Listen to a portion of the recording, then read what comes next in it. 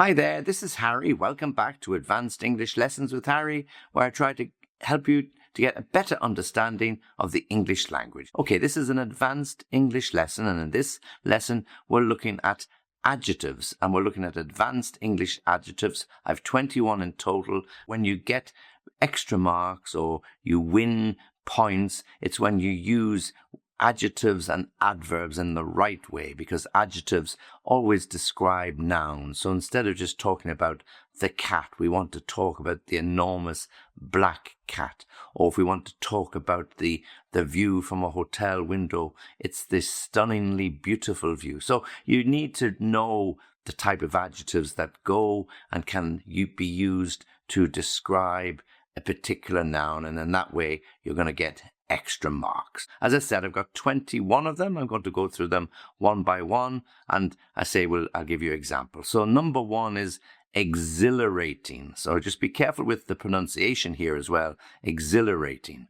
Exhilarating is a form of excitement. Okay, so if you went to a Formula One race, if you're lucky enough to go to a Formula One race, you might say that the atmosphere was exhilarating, really exciting. The noise of the cars, the buzz from the crowd, the engines revving, the lights flashing, the sound as the cars rev up and then boom, they're off. Okay, so you can find that and describe it as really exhilarating. You had a wonderful, wonderful time. Overhyped is number two.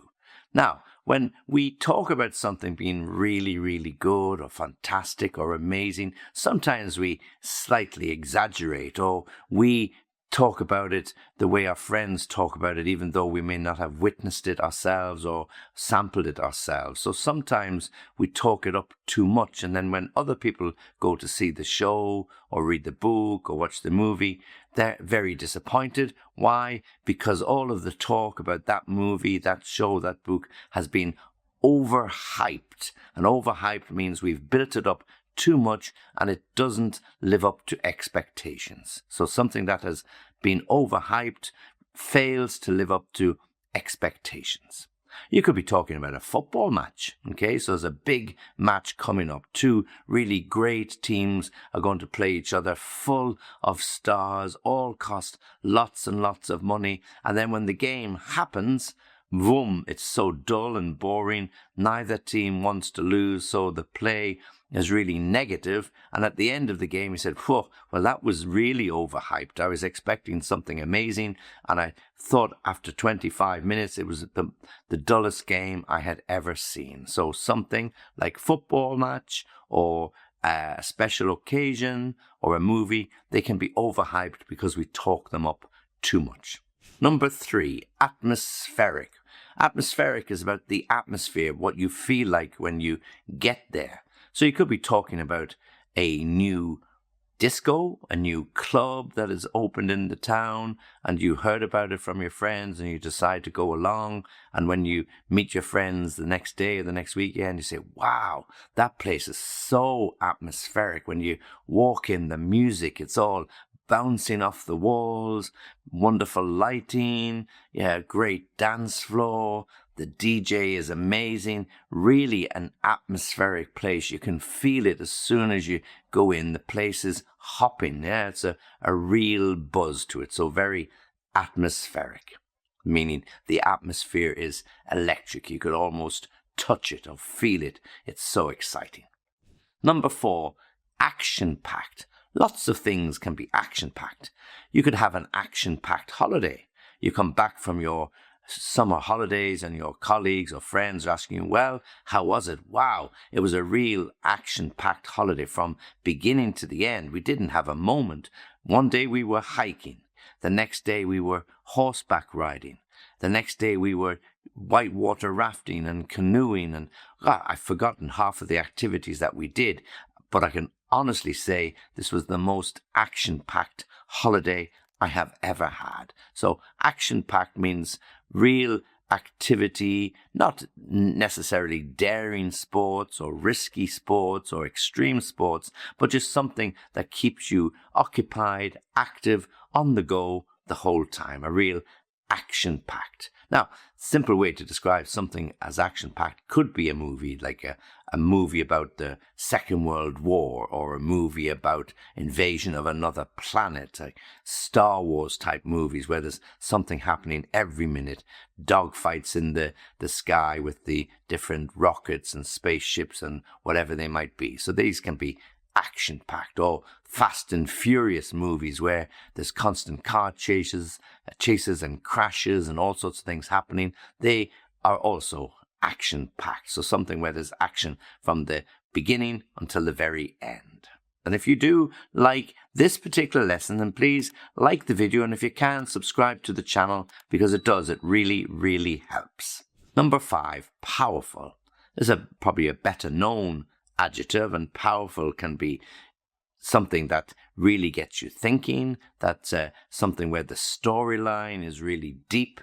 So if you're watching a movie, it might not have a lot of action, so it's not that type of power, but the message is very powerful. It could be about slavery, or it could be about other moving actions of children separated from parents. So it's a very powerful movie with great meaning, and you're really watching it and wanting to know what happens. It's not, as I said, the exciting film that has you sitting on the edge of your seat, of course, but it is something that is powerful in terms of the message that it sends. Cliched.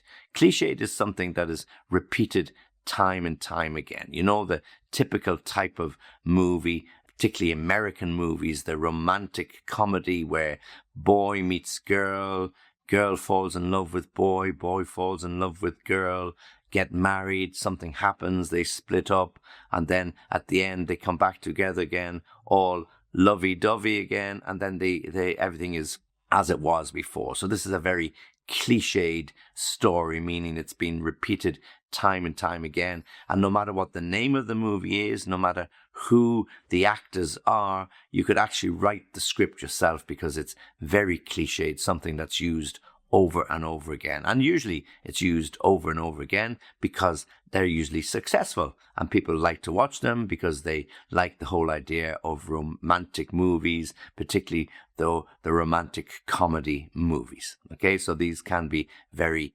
cliched. You know almost instinctively what's going to be said. You know almost instinctively what the action is going to be, and you know almost instinctively the key points in the movie. Particularly, say, Christmas movies. You know, there are lots of them, and the storyline is almost exactly the same. But guess what? We watch them because we are suckers for those soft romantic movies, and even though they are cliched, they make us laugh, they make us smile, or they make us feel cozy and warm coming up to Christmas. So that's cliched.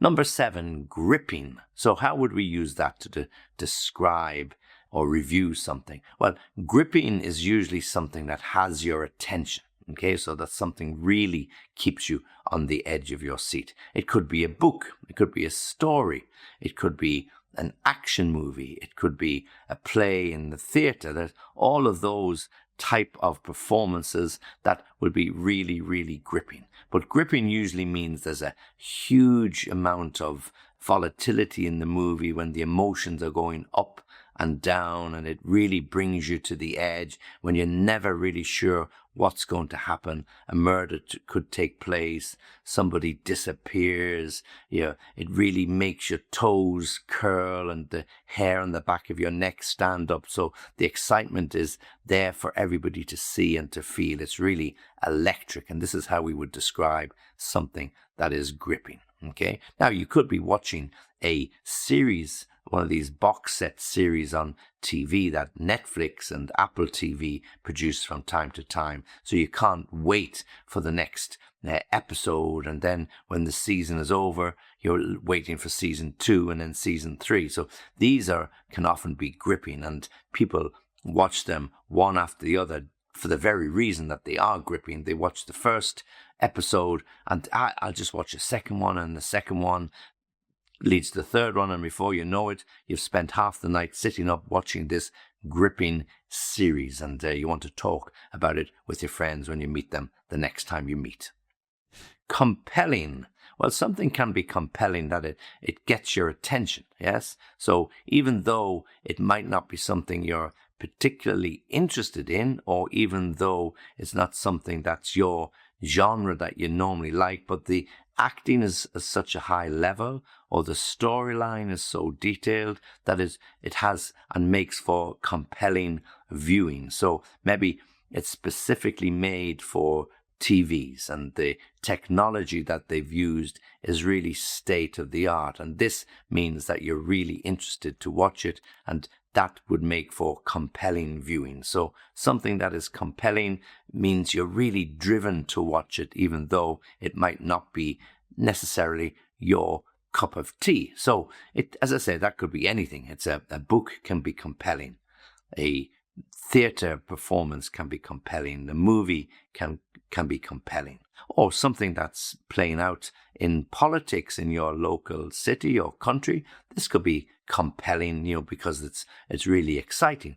At the time of Brexit a few years ago, and even though it might have not affected people directly, the number of people who spoke to me about it, who wanted to discuss it, wanted to understand it, even though they may not have been directly involved in politics or had a great interest in politics, the whole idea of Britain moving away from the European Union and establishing themselves once again as an independent country. So this was really compelling viewing and watching and listening.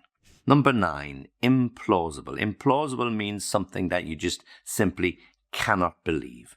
Okay, usually when we talk about implausible, we talk about excuses. Okay, so it's really good to use it in the right way. So if you're writing an essay or you're trying to explain something, then I would use implausible specifically when you're talking about stories. Okay, for example, kids who lose their homework or don't do their homework or are always trying to find some excuse to tell the teacher. Most of the excuses that they think up are completely implausible. Nobody is ever going to believe them. How could you possibly believe that? That's completely implausible. How could you expect me to believe that? It's completely implausible. When does a dog ever eat the homework? Okay? When would you leave your homework on the bus and forget which bus you were on? I mean, really, these stories are completely implausible. So usually we're talking about something that's implausible, which is a white lie that somebody tells to get out of a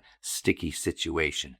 You might have a problem, forgotten a meeting with a client, for example, and so you're trying to think of, how am I going to tell him that I forgot the meeting? Maybe I'll tell him the dog was sick, or maybe I'll tell him my wife was sick, or maybe I'll tell him I lost my laptop, or something happened with the technology. So these excuses, they might be plausible, but at the end of the day, it's better to tell the truth and just simply own up. Look, I forgot. I was under a bit of pressure. I forgot. I'm really sorry. So otherwise, you're telling lies, and really people can see through them because they are implausible. Number 10. So we're almost halfway there. Number 10, sentimental. Now, sentimental means something that pulls at the heartstrings a little bit, yeah? So those sentimental stories, again, going back to those American-style movies, perhaps where young boy's parents die when he's very, very young and he's brought up by his grandparents, or he's got a dog, it's his only friend, and perhaps the boy has some emotional problems and the dog is the only thing that he can communicate with, and the dog gets sick and the boy is really upset. So this really pulls at your heartstrings. It's very emotional and very sentimental. So we get a little bit weepy over movies and stories like that. So sentimental will describe those type of reviews in quite a good way. Yeah, people can be very sentimental. They can be attached to certain belongings that they have, okay? So they don't want to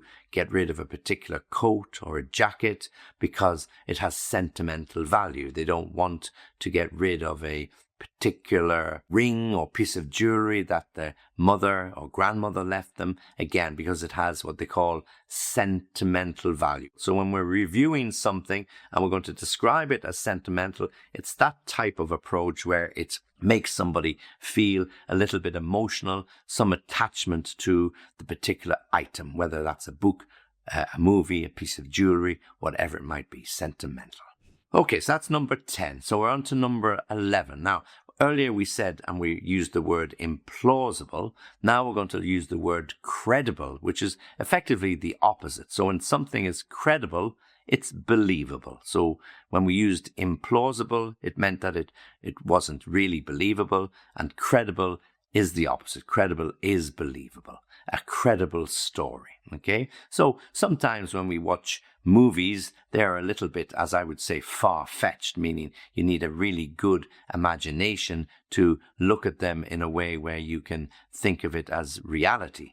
But if something is credible, then you can honestly look at that book, read it, and look at the movie, watch it, and you can see some credibility in it. There's an ounce or a part of it that is credible because you can understand it. Okay, so when something is credible, then it is believable. Yeah, so we often hear stories that are credible, the plans for the city. Yeah, so if you were looking at new plans for the development of your city, even though they're not going to take place for several years, it's all credible because you can see it, you can see a little architect's design. Words are one thing, but actual something that you can touch with your hands, see with your own eyes, makes it somewhat credible. So that whole idea of the rejuvenation of your city centre makes the story really, really credible. And if governments are looking at raising taxes because they need extra funds to pay for this, to make your city, to bring your city into the 21st century, to get it ready for the 22nd century, then yes, it can be credible. And yes, you may well, as a result, be willing to pay the additional taxes.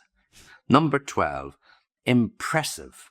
Well, we've all used this word before when we look at something, we hear something, we read something, and we say, yeah, that was really impressive. That left a mark on me. So if you're listening to a lecture from a professor, or you go to listen to a lecture on modern architecture, modern technology, some aspect to do with science, you're just interested in hearing what people say, you can walk away from those lectures thinking, wow, that guy is really impressive. He really commands the stage, his use of figures, the pictures he had. It was really a very, very impressive performance, and you'd really believe in what he has to say. So people who can use visual effects to back up their story, people who can use charts in a way that will make the story sound more realistic, this can often be very impressive. Yeah, that young man and that young girl, really impressive. I think they're going to go a long way. So somebody who leaves an impression, somebody who leaves you thinking, yeah, I can believe in that, this would be a good way to describe that adjective, impressive. Next, stunning. Well, we often use stunning when we're talking about views in particular. So we've been on a holiday and we're describing the view from our hotel balcony. We're describing a view from the top of a canyon. We're describing the view from the top of the mountain slopes if we've gone on a ski holiday. Then the word stunning is a word that we would use and would be very familiar with. Stunning views. Yeah, stunning scenery. And you could then use the adverb stunningly beautiful. Okay, so something can be stunning or can mean stunningly beautiful. So use it as an adverb or an adjective. But we don't have to limit ourselves to scenery and views when we want to use stunning, because it's a word that can describe many, many things. You could describe a dress that your friend is wearing for her wedding, and she's really spent a lot of money on it, but she's gone to a lot of trouble to get the ideal fit for her, the length. And when you see her, she looked stunning. The dress was stunning. The design was stunning. So it doesn't just have to be the things in nature. It can also be things like outfits, dresses, and all sorts of aspects like that. Okay, number 14. Now, this goes in the opposite direction. We're talking about disappointing. It's a common adjective, and we can use it to describe lots of things that don't actually match up to our expectations. We go back to the football game. Yeah, it was disappointing. The meal I had last night, well, I was expecting it to be a little bit better, but unfortunately the food was a little bit overcooked, so it was disappointing. The results you got in your test were a little disappointing. You were expecting higher marks. You'd worked really, really hard, but one or two of the questions just didn't suit you and you didn't do so well. And you knew coming out of the exam that you didn't do as well as you thought you should have. And that could be and turned out to be a little disappointing. So when you're reviewing your performance of that particular paper or several papers, you know the reasons why, and it is disappointing. So we can use that word disappointing. Number 15, innovative. Well, innovative is all about being new, something different, something original. So we can use it in the modern world, particularly with technology. Things are changing on a regular basis. It's hard to keep up with it all of the time. So technology is often described as innovative. But it doesn't have to be big technology. It can be simple things like applications, something that somebody hadn't thought of. I'm sure when somebody introduced an application that would allow you to measure the steps you take every day. So all you have to do is slip your mobile phone into your pocket, go out for your walk, and when you come back, you check the app, and there you've done your 10,000 or 12,000 or 14,000 steps.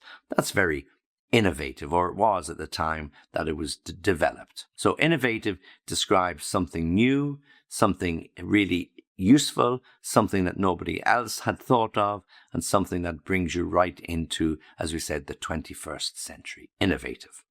Number 16, tedious. Well, tedious really means something difficult, drawn out, and boring to do.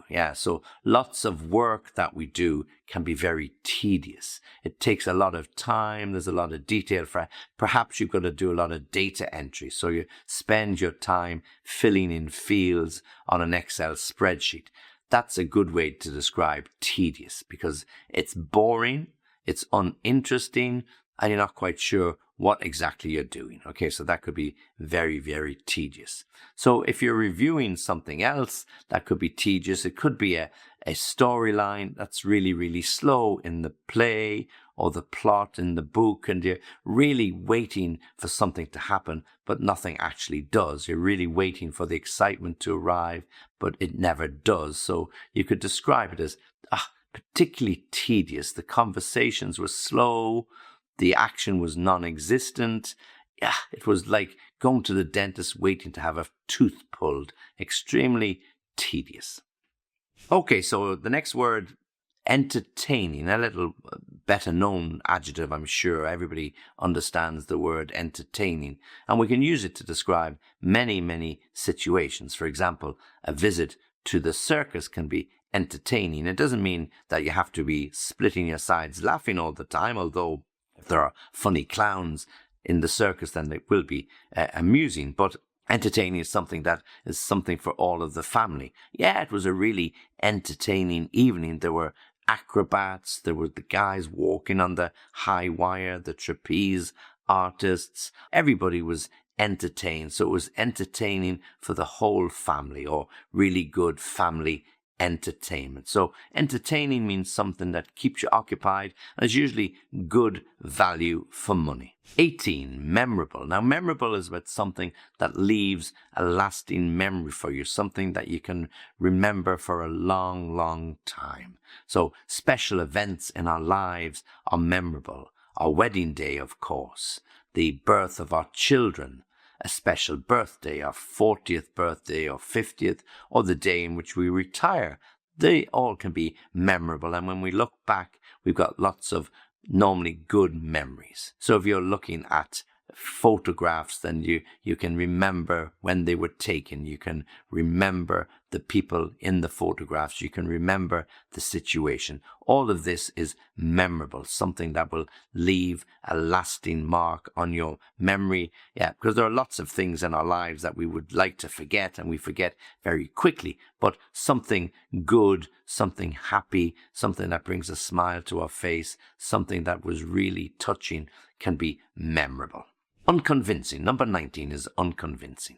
Now, unconvincing, a little bit similar to we had implausible. Implausible, we said, was something you just couldn't believe, but unconvincing, not quite the same. You can give somebody the benefit of the doubt, but you're not convinced. So the story was unconvincing, yeah?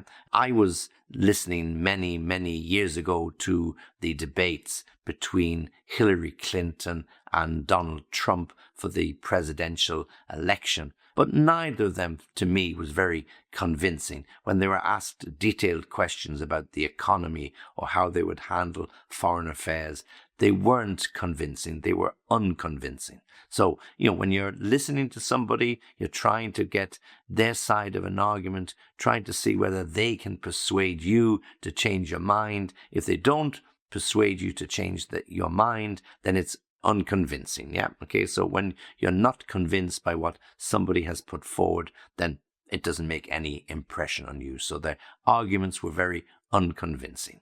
Number 20, excruciating.